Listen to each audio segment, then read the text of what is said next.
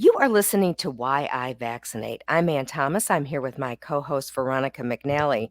And Veronica, our next guest, I know you are looking forward to talking to her, Keipp Talbot. She is the Associate Professor of Medicine, the Division of Infectious Diseases, and Associate Professor of Health Policy at Vanderbilt University. Welcome to the show, Keipp. It's great to have you here.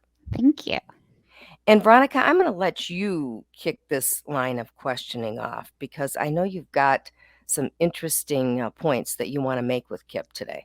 Yeah, thank you. Kip, I want to talk to you about the evolution of vaccines over the decades to get us to where we are today and to get us to the fact that we could have a COVID vaccine developed and be so effective. So tell us about how we got to this COVID technology. This is so exciting. This is when my inner nerd pops out. So, vaccine development has been so slow in some ways. And yet, in the last 20 years, it's just taken off and has become incredibly exciting. So, first, we really started off with taking either a virus or a bacteria and just killing it and injecting that whole pathogen. And it didn't cause disease because it was dead, but caused a lot of reactions because there are a lot of parts to those vaccines. But in the last 20 to 30 years, we've realized that there are viruses that cause pandemics, and we have been very worried about being prepared and being able to have a vaccine. And so it really kind of started with the avian influenza vaccines that we're seeing in the Far East. Then Ebola popped up, SARS popped up, Ebola popped up again. And so we began to say we need a platform. We need a way to design vaccines that we can quickly create a new antigen and inject it and teach people's immune systems to respond quickly, and to break a pandemic. It's interesting. We're not lucky we had a pandemic, but we are somewhat lucky in that it's a virus that's similar to one that came before. So, our researchers in 2003, when SARS hit the first time, started developing vaccines for SARS. And they were able to use all the information and trials that they had over the next 15 years. So, when that SARS CoV 2 hit, or COVID 19 hit, they were prepared and had learned a lot and had a platform, which was messenger RNA, ready, set, go. And pretty familiar with the design part of it at that point. So we were able to get a vaccine that worked really well, really quickly, based on probably 15 years of experience. But they were able to turn that 15 years of experience from one vaccine into another. So talk to us now about the variant. So the vaccine's effectiveness against this current variant. And I really want our listeners to understand the importance of obviously getting vaccinated. Yes. So as the virus circulates, it's finding people who have never seen this virus before. And the virus is able to grow. And when it grows, it makes mistakes. And those mistakes are what creates variants. Until everyone has an immune system, it will continue, well, an immune system that works against SARS CoV 2. Until that happens, we will continue to see variants go. Now, when you are given a vaccine, your body makes not just one kind of antibody, but many kinds of antibodies. And so there are the opportunity for you to make antibodies to all different kinds of strains.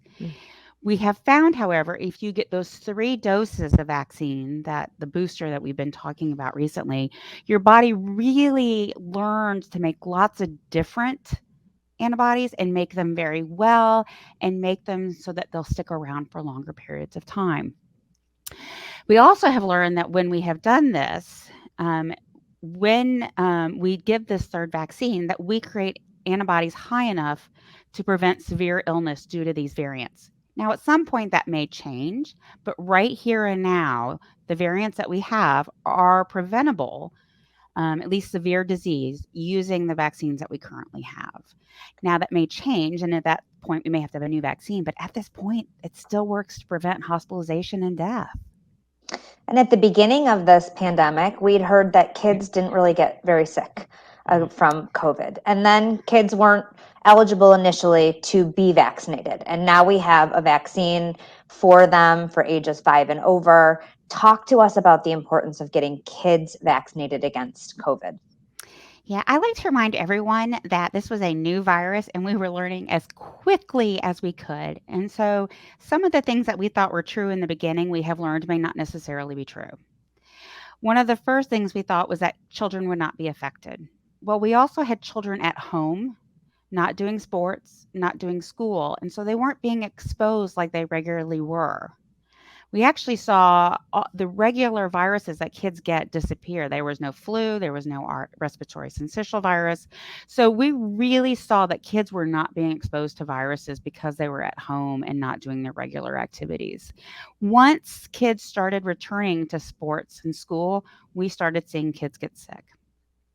Now, kids are not likely to get as sick as a 65-year-old, but we still see some kids with severe disease. They can either be sick with COVID or with a syndrome that follows a COVID infection called multi inflammatory syndrome, MISC. Um, so I think it's really important that we take a step back and say, yeah, at first we didn't think kids got sick, but now we're learning some kids do get sick. The vast majority don't get severely ill, but some of them will get severely ill. I think the second part of that is they need to be vaccinated so they can go back to school. Our kids need to be educated. Our kids need to have the social events. They need to have their sporting events. They need to have their physical exercise. Many kids go to school, and that's where they get 2 of their 3 meals a day or 2 of their 2 meals a day. So it's important for them to eat. And it's also important to prevent teen pregnancies and other problems that we're seeing in kids. So I think the vaccination really is to protect the children and give them an opportunity to grow in a safe environment. What do you want parents to know and understand about vaccine safety? Yeah, so I take this very seriously for multiple reasons, and you know, Veronica, but I'll tell the group. So I actually chair the vaccine safety task force for the U.S. for the COVID vaccine. So I take it very seriously for that reason. And the second reason is I'm a parent, and I want my kids to thrive and do well. And so I really am very, very cautious and very intent on looking at the safety. So there's a lot of rumors going around saying we don't care, no one's looking. It's not true. We are actively looking for safety. I think the biggest thing that most parents would know is that if you interviewed pediatricians, they are all anxious to vaccinate their own kids. So that should tell you that they feel comfortable, they feel like it's safe. And I will tell you at ACIP, many of us who have young kids or younger kids have said, I have vaccinated my kids. So that's how safe and important we feel it is. Yeah, I think that's so important. I know Anne is a grandma, and she may have a couple extra questions for you. Well, Kip, one thing that I kind of want to revisit with you that you brought up, but I want to make it really clear. Lately, when I'm out and about, I hear people say to me, well, I don't even know why we got these vaccines. You can still get sick. And would you kind of explain that to people? Yes, you might still get sick, but you're probably not going to end up in the hospital. Exactly. So I think we were a little spoiled in the beginning of the pandemic. Our vaccine matched perfectly what was circulating and it prevented infection and severe infection. As the virus has changed somewhat, there are some breakthrough cases where people get infected. But the majority of people are not being hospitalized or in the ICU. So if you look at the numbers of people in the ICU, the majority of people that are in the ICU on life support are people who have not been vaccinated. And so there is still a great benefit from this vaccine. You may still have that flu like illness up front, but hopefully you won't be seeing someone like me in the hospital. And with regard to children, the little ones, I've also heard recently a lot of experts say if we can get these little ones vaccinated at a good rate, we really might start to see the end of the pandemic and we might end up heading into the endemic phase. What do you think about that? Yeah, that's possible in some areas. I actually live in a part of the country where many adults aren't yet vaccinated, and that needs to be just as much as a priority as the little kids. So I think it's really anyone who's not been vaccinated, whether an adult or a child or an adolescent. Really, the way to stop this pandemic is to vaccinate those who are unvaccinated. No matter what, no No matter the matter what, age. no matter the age. So we can all move forward and go back to movies and dances and have a good time.